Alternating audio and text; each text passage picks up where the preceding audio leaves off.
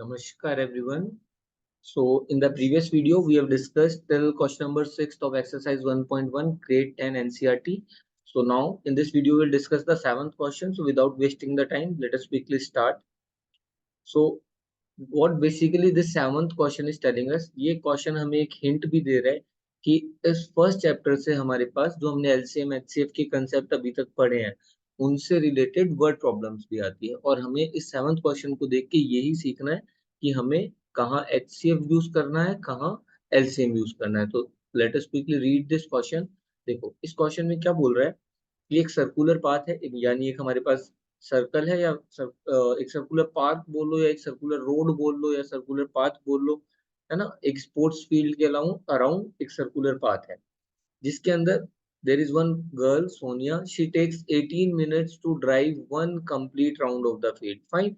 तो अगर हमारे पास एक सर्कुलर पाथ है और उस सर्कुलर पाथ पे there is a girl, she is moving on that circular path, fine, and when she starts moving on this path तो उसको कितना टाइम लगता है, she take 18 minutes to go one complete round। suppose she is starting from here, तो यहाँ से अगर चलना शुरू करेगी इन clockwise direction, तो हम किसी भी डायरेक्शन में ले सकते हैं। तो she is going in clockwise direction, तो after rotating, after going along around this path to make one complete round she will take 18 minutes। वो यहाँ से चल रही है ऐसे, she is keep on moving और चलते चलते वो वापस जब स्टार्टिंग पोजीशन पे पहुंचेगी तो वो जिस टाइम स्टार्ट किया था उसने उससे 18 मिनट के बाद में वापस अपने स्टार्टिंग पॉइंट पे पहुंच जाएगी। सपोज हमने इस पॉइंट को नेम दे दिया ए, तो if the girl is starting from A, so she will reach back to this position, to this point A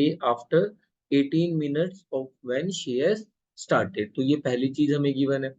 second part देखो इसका, सेकंड हमको गिवन है there is also a boy Ravi who is taking 12 minutes for the same.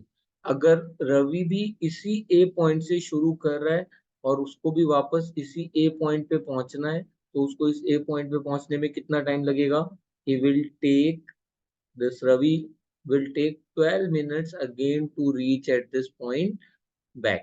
Fine. तो यहाँ से हमें क्या पता लग रहा है, दो जने हैं, रवि है और सोनिया है। सोनिया थोड़ी सी स्लो चल रही है तो उसे 18 मिनट लग रहे हैं वापस स्टार्टिंग पॉइंट पे आने में, और रवि थोड़ा सा फास्ट है तो उससे 12 मिनट्स में वो वापस स्टार्टिंग पॉइंट में पहुंच जाता है। अब हमको क्या गिवन है, suppose they both start at the same time, दोनों एक साथ स्टार्ट हुए तो ऑब्वियसली जो फास्ट चल रहा है वो पहले पहुंच जाएगा, जो धीरे चल रहा है वो थोड़ा बाद में पहुंचेगा, है ना। यानी सोनिया 18 मिनट ले रही है और रवि 12 मिनट ले रहा है, तो सोनिया स्लो चल रही है। तो जब रवि स्टार्ट करके वापस स्टार्टिंग पॉइंट पे पहुंच जाएगा तो सोनिया यहाँ पे कहीं पे she will be here in between of the park, है ना। रवि जब वापस स्टार्टिंग पॉइंट पे पहुंच गया एक सर्कल कंप्लीट करके तो सोनिया यहाँ होगी, फिर सोनिया जब स्टार्टिंग पॉइंट पे पहुंचेगी वापस तो रवि फिर से कुछ आगे निकल जाएगा और ये प्रोसेस चलता रहेगा। तो हमें ये बताना है कि अगर वो दोनों सेम टाइम पे स्टार्ट करते हैं, सेम जगह से शुरू करते हैं और दोनों सेम डायरेक्शन में जा रहे हैं, है ना, तो कितने मिनट के बाद वो वापस मिलेंगे और कहाँ मिलना है उनको, स्टार्टिंग पॉइंट पे ही। तो देखो इट इज वेरी सिंपल। सबसे पहले हम बात कर लेते हैं सोनिया की। सोनिया ने स्टार्ट किया तो वो फर्स्ट टाइम जब कंप्लीट करके आएगी तो कितने मिनट्स हो जाएंगे, 18। फिर वो सेकंड राउंड के लिए जाएगी तो फिर से स्टार्ट करके पॉइंट पे पहुंचेगी, कितना टाइम हो जाएगा, 36। Fine, then 54 minutes and so on in this way। after every 18 minutes she will keep on coming on the starting point A।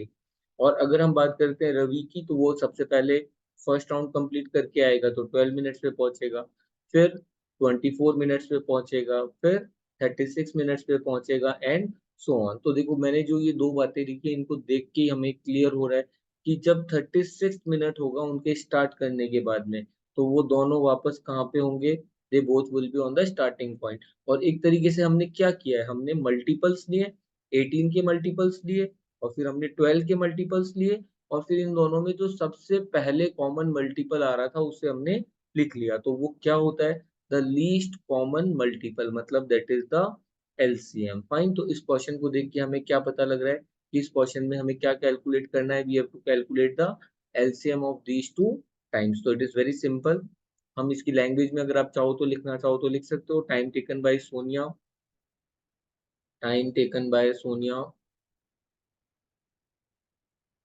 to complete one round. Time taken by Sonia to complete one round. Fine. That is equals to 18 minutes. That is 18 minutes. Similarly, time taken by Ravi to complete one round, that is 12 minutes. Fine. So the time after which they will meet again, time after which they will meet again, they will meet again at starting point. At starting point is equals to LCM of 12 and 18.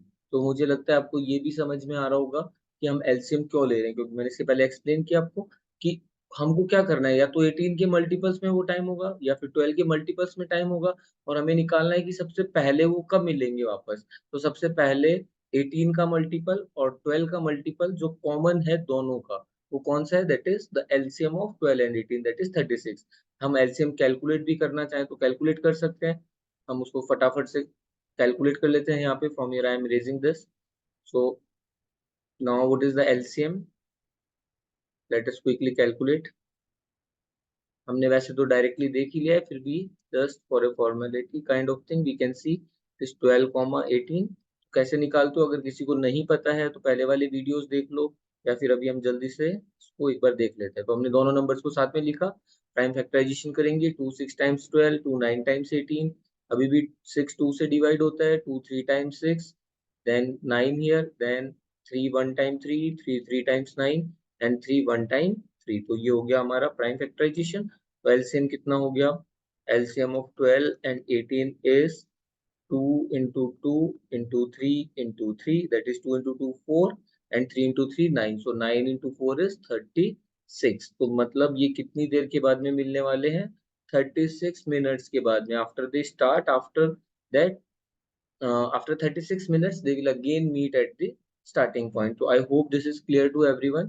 एक छोटा सा hint दे देता हूँ इस question में मैं आपको, कि जब भी जो क्वांटिटी हम कैलकुलेट कर रहे हैं अगर वो बढ़ रही है, जैसे 18 मिनट पे सोनिया पहुंच रही है, रवि 12 मिनट पे पहुंच रहा है, तो ऑब्वियसली 18 मिनट से पहले तो वो मिल ही नहीं सकते स्टार्टिंग पॉइंट पे, क्योंकि सोनिया मिनिमम 18 मिनट्स लेगी।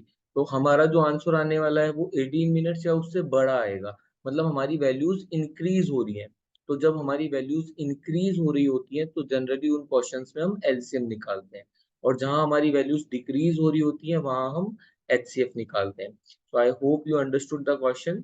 Fine. So for more such solutions keep on watching। thank you everyone for your support। keep sharing the videos, like the videos and subscribe the channel। thank you all of you।